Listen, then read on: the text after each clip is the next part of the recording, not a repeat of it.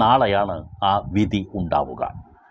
Justice കൗസർ എളപ്പകത്തിൻ്റെ ബെഞ്ചിലാണ് CBI അന്വേഷണം നവീൻ ബാബുവിൻ്റെ ദുരൂഹ മരണത്തിൽ വേണമോ എന്നുള്ള കാര്യത്തിൽ തീരുമാനമാക്കുക. കേരളം ആ വിധിക്ക് വേണ്ടി കാതോർത്തിരിക്കുകയാണ്. യഥാർത്ഥത്തിൽ കേരളത്തിലെ സമൂഹ മനസാക്ഷിയെ മുഴുവൻ CBI അന്വേഷണം തന്നെ വേണം എന്നുള്ള ആഗ്രഹത്തിലാണ്. കോടതി കൂടി അതിന് അനുകൂലമായ ഉത്തരവ് ഉണ്ടാകുമോ എന്നുള്ളത് നമുക്ക് നാളെ തന്നെ അറിയാൻ കഴിയും. കേരളം മുഴുവൻ യഥാർത്ഥത്തിൽ തേങ്ങിക്കരഞ്ഞ ഒന്നാണ് നവീൻ ബാബുവിൻ്റെ മരണം. ആ മരണം അന്ന് നമ്മളൊക്കെ ആത്മഹത്യയാണ് എന്ന നിഗമനം നടത്തി. നമ്മൾ നടത്താനുള്ള കാരണം തുടർന്ന് വന്ന വാർത്തകളെല്ലാം അത്തരത്തിൽ ആയിരുന്നു. അദ്ദേഹത്തിൻ്റെ പത്തനംതിട്ട ജില്ലയിലേക്കുള്ള അദ്ദേഹത്തിൻ്റെ ട്രാൻസ്ഫറിനെ തുടർന്ന് യാത്രയയപ്പ് നടത്താൻ വേണ്ടി കണ്ണൂർ കളക്ട്രേറ്റിൽ നടന്ന മീറ്റിങ്ങിൽ, യാത്രയയപ്പ് ചടങ്ങിൽ അവിടുത്തെ അന്നത്തെ ജില്ലാ പ്രസിഡൻ്റായ PP ദിവ്യ പങ്കെടുക്കുകയും ഈ നവീൻ ബാബുവിനെ അഴിമതിക്കാരൻ എന്ന് വരത്തക്ക രീതിയിലുള്ള ചില ആക്ഷേപ വാക്കുകൾ അവരുടെ പ്രസംഗത്തിനിടയിൽ, അവരെ ക്ഷണിക്കപ്പെടാതെയാണ് വന്നു എന്നുള്ളത് മറ്റൊരു വസ്തുത, ആ പ്രസംഗത്തിനിടയിൽ തന്നെ അവർ പറയുകയും അതിൽ മനംനൊന്ത് നവീൻ ബാബു അന്ന് രാത്രി ഈ പത്തനംതിട്ടയിലേക്ക് പോകാതെ, സ്വന്തം നാട്ടിലേക്ക് മടങ്ങാതെ ക്വാർട്ടേഴ്സിൽ ആത്മഹത്യ ചെയ്തു എന്നുള്ളതായിരുന്നു നിഗമനം. ആ നിഗമനത്തിൻ്റെ അടിസ്ഥാനത്തിൽ ആത്മഹത്യാ പ്രേരണ കുറ്റത്തിന് PP ദിവ്യയെ ഒരു കേസെടുക്കുകയും അവരെ പിന്നീട് അറസ്റ്റ് ചെയ്യുകയും ചെയ്തു. അവർക്ക് മുൻകൂർ ജാമ്യം നിഷേധിച്ചതിനെ തുടർന്നാണ് അറസ്റ്റ് നടന്നത്. അതിന് തന്നെ ഏകദേശം 10 ദിവസത്തോളം എടുക്കേണ്ടി വന്നു. പിന്നീട് നടന്ന പല സംഭവങ്ങളും അടിവരയിട്ട് പറയുന്നത് ഇതൊരു ആത്മഹത്യയല്ല, മറിച്ച് ഇദ്ദേഹത്തിനെ കൊലപ്പെടുത്തി കെട്ടിത്തൂക്കിയതാണ് എന്നുള്ളതാണ്. അത് ഇപ്പോൾ ഏറെക്കുറെ പരസ്യമായ ചർച്ചകൾ എല്ലാ സോഷ്യൽ മീഡിയയിലും നടക്കുന്നുണ്ട്. വാർത്താ മാധ്യമങ്ങളും അത്തരത്തിലുള്ള പരാമർശങ്ങളുമായുള്ള വാർത്തകൾ ചെയ്ത് കഴിയുകയും ചെയ്തു. അനുബന്ധമായി തന്നെ നമ്മുടെയൊക്കെ മനസ്സുകളിൽ അത്തരത്തിലൊരു സംശയം ഇപ്പോൾ വന്നിരിക്കുന്നതിന് പ്രധാനപ്പെട്ട ചില കാരണങ്ങളും ഉണ്ട്. അത് ഏകദേശം 21 ചോദ്യങ്ങൾക്ക് ഇപ്പോഴും ഉത്തരം കിട്ടിയിട്ടില്ല എന്ന് വേണം നമുക്ക് പറയാനുള്ളത്.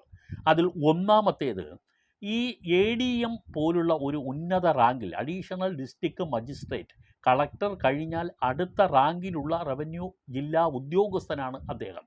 ഈ ADMനെ പോലുള്ളൊരു മനുഷ്യൻ മുറി തുറന്നിട്ട് ആത്മഹത്യ ചെയ്യുമോ എന്നുള്ളതാണ് ഒന്നാമത്തെ ചോദ്യം. ആത്മഹത്യയാണെങ്കിൽ അങ്ങനെ ചെയ്യാൻ ആരും തയ്യാറാവുകയില്ല.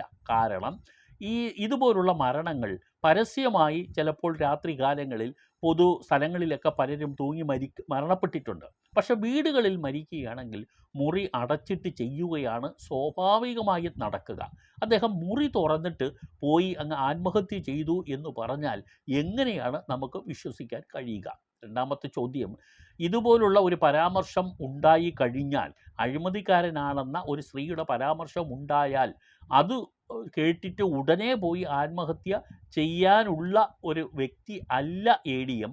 അദ്ദേഹം അങ്ങനെ ചെയ്യുമെന്ന് കുടുംബവും വിശ്വസിക്കുന്നില്ല. ഇനി ആത്മഹത്യ ചെയ്യുന്ന ഒരു മനുഷ്യൻ എന്തുകൊണ്ട് ആ ഒരു ആത്മഹത്യാക്കുറിപ്പ് എഴുതി വെച്ചില്ല? ഇതുപോലെ ഉന്നത റാങ്കിലിരുന്ന ഒരു വ്യക്തി ഒരു സൂയിസൈഡ് നോട്ടെങ്കിലും എഴുതി വെക്കാതെ ഭാര്യയോടോ മക്കളോടോ അല്ലെങ്കിൽ സുഹൃത്തുക്കളോടോ ഇല്ലെങ്കിൽ പൊതുജനത്തിനോടോ പറയേണ്ടതായ വിവരങ്ങൾ അദ്ദേഹം തീർച്ചയായും തൻ്റെ ആത്മഹത്യാക്കുറിപ്പിൽ എഴുതി വെക്കും. അദ്ദേഹം ആത്മഹത്യാക്കുറിപ്പില്ലാതെ ആത്മഹത്യ ചെയ്യില്ല എന്ന് 100% തീർച്ചയാണ്. അപ്പോൾ അതിനെക്കുറിച്ച് അന്വേഷിച്ചിട്ട് ഉണ്ടോ എന്നുള്ളതാണ്. മറ്റൊന്ന്, അദ്ദേഹം മരിക്കുന്നതിന് മുമ്പ് സൂയിസൈഡ് തരത്തിലുള്ള ഒരു തീരുമാനം എടുത്തതായി സൂചിപ്പിക്കുന്ന എന്തെങ്കിലും മെസ്സേജുകൾ സുഹൃത്തുക്കൾക്കോ ഭാര്യയ്ക്കോ മക്കൾക്കോ അയച്ചതായി ഒരു തെളിവും ഇതുവരെ കിട്ടിയിട്ടില്ല. അതിനെ സംബന്ധിച്ച് വ്യക്തമായ തെളിവ് പോലീസ് ശേഖരിച്ചിട്ടുണ്ടോ?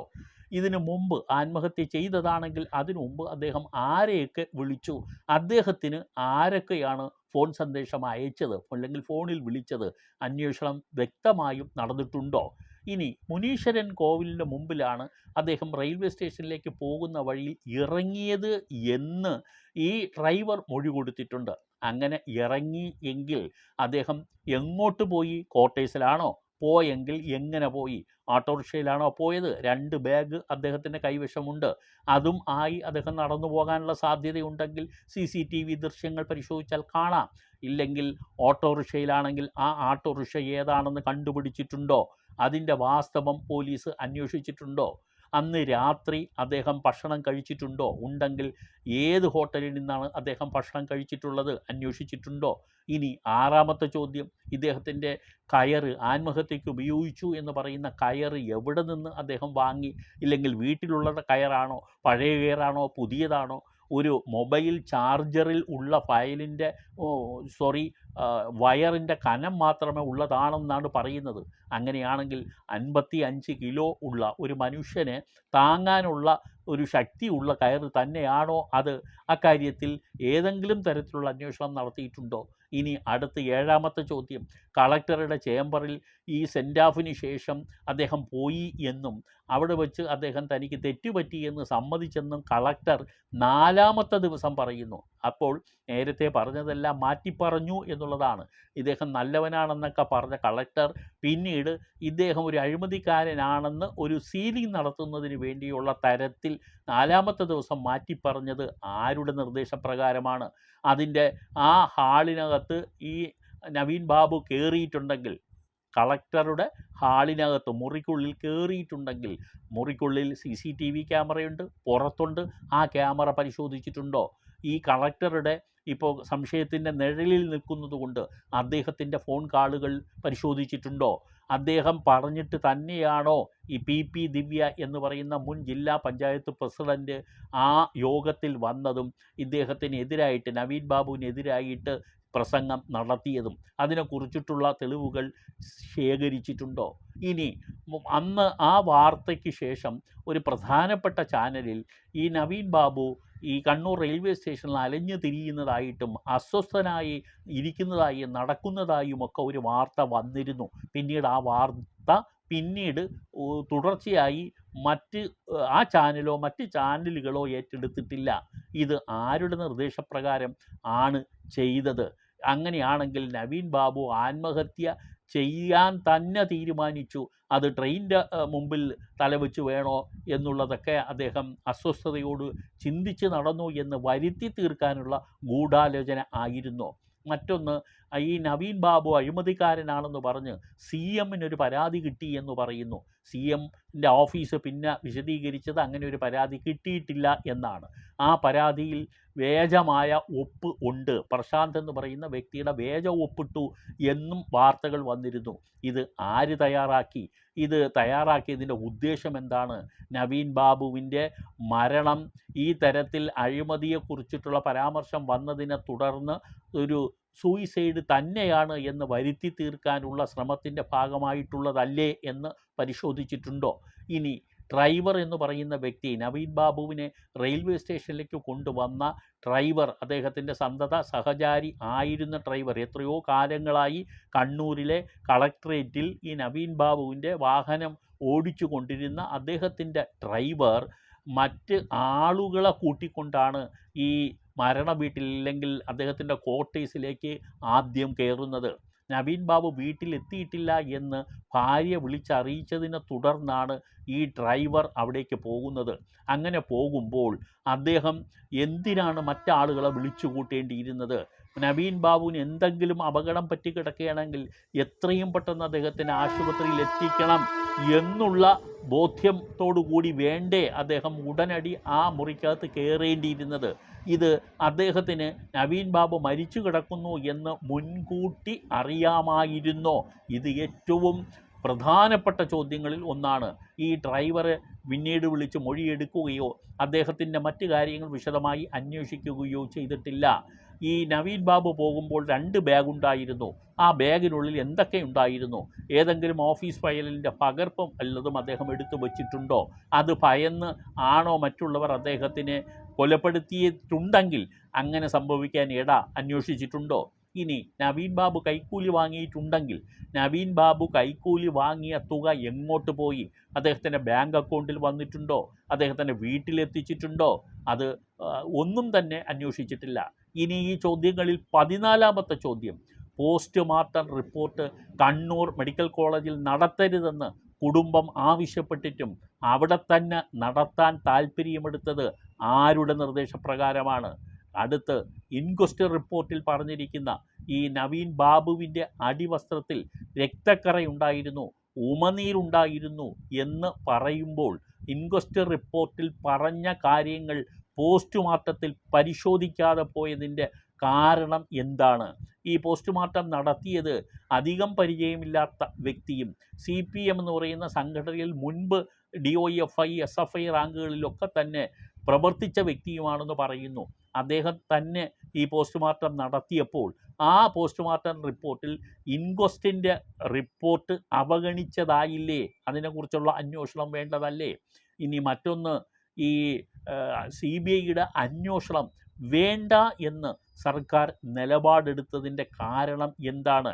ഒരു കമ്മ്യൂണിസ്റ്റുകാരനാണ് നവീൻ ബാബു. ആ കുടുംബം തന്നെ CPM കുടുംബമാണ്.